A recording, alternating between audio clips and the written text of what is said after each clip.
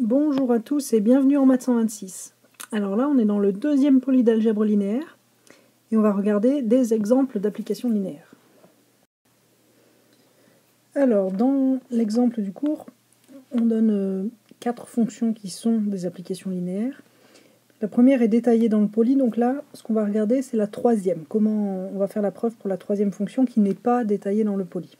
Par contre, on va utiliser la même méthode, c'est-à-dire qu'on va calculer d'un côté f de lambda v plus mu w, et de l'autre côté, on va calculer lambda f de v plus mu f de w, où v et w sont deux vecteurs pris au hasard dans l'espace de départ, c'est-à-dire R3, et lambda et v sont des réels. Ok, donc on va calculer séparément ces deux choses-là, et ce qu'on veut, c'est est-ce qu'on a égalité. Donc si oui, on a égalité, alors l'application sera bien linéaire. Alors c'est parti. Donc pour la rédaction, on commence par dire qu'on prend v et w, deux vecteurs dans l'espace de départ, c'est-à-dire ici R3, et lambda et mu des réels. Donc on va calculer le premier point, f de lambda v plus mu w. Pour pouvoir faire ce calcul, il faut d'abord regarder qu'est-ce que c'est que lambda v plus mu w. Parce que ce qu'on voit ici, c'est qu'un vecteur, c'est 3 coordonnées dans R3. Donc il va falloir expliciter les coordonnées dans R3 de v et w. Donc classiquement, on va dire que v, il a pour coordonnées v1, v2, v3. Et w, il a pour coordonnées w1, w2, w3. Donc du coup, le vecteur lambda v plus mu w, c'est une combinaison linéaire de v et w. Et il a pour coordonnées les combinaisons linéaires des coordonnées. Donc maintenant, on va calculer l'image de ce vecteur-là. Donc pour ça, on va prendre l'image par f de ce vecteur-là en considérant que x ça vaut ça, y ça vaut ça et z ça vaut ça. Donc que nous dit l'énoncé ici? Il dit qu'on fait d'abord y moins x. Donc nous, y c'est lambda v2 plus mu w2 moins x, et x c'est lambda v1 plus mu w1. Une fois qu'on a fait ça, on met une virgule et on va faire 2z plus y. C'est ce que nous dit la deuxième coordonnée ici de l'application. Donc on va faire 2z plus y. Alors 2z, ça fait 2 lambda v3 plus mu w3 plus y, c'est-à-dire lambda v2 plus mu w2. Donc là, on va expliciter, détailler ce truc-là.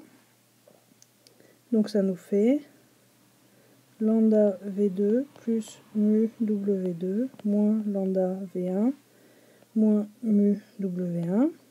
Et de la même façon, on peut expliciter le reste avec ce qu'il faut. Donc 2 lambda v3 plus 2 mu w3. Et donc finalement, on trouve ça. Donc maintenant qu'on a calculé ce point 1, on passe au point 2. On va calculer f lambda f de v plus mu f de w. Et on veut vérifier que c'est la même chose. Alors lambda f de v, c'est lambda. Alors pour f de v, on va mettre la deuxième coordonnée de v moins sa première. Donc ça va être v2 moins v1. Et ensuite 2v3 plus v2. Et à ça, on va ajouter mu f de w. Donc pour w, c'est pareil. On commence par faire y, c'est-à-dire w2, moins x, c'est-à-dire w1. Et ensuite, 2 fois la troisième coordonnée, donc 2w3, plus la deuxième w2. Donc on va réunir tout ça en un seul vecteur, parce que ça, c'est une combinaison linéaire de deux vecteurs. Donc on va réunir ça en ajoutant coordonnée par coordonnée. Ce qui nous fait lambda fois le vecteur v2 moins v1, plus mu fois, pardon, c'est pas le vecteur, c'est un nombre, w2 moins w1, lambda fois 2v3 plus v2, plus mu fois 2w3 plus w2. On va développer un peu tout ça.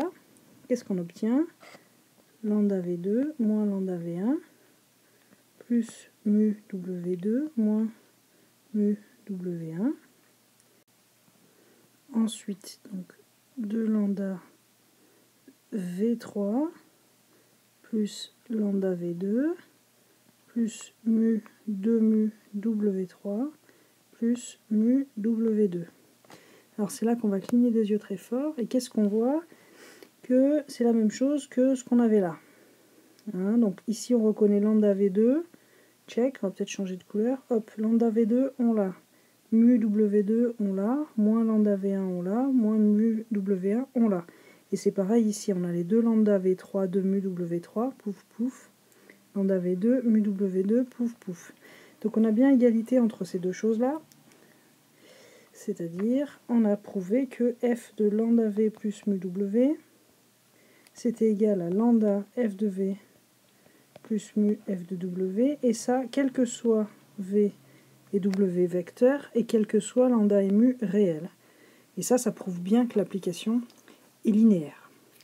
Donc on peut faire la preuve exactement de la même manière pour tous les autres exemples qui sont donnés dans ce paragraphe. Donc ça conclut ce premier exemple. Si vous reste des questions, vous savez où nous trouver. Voilà.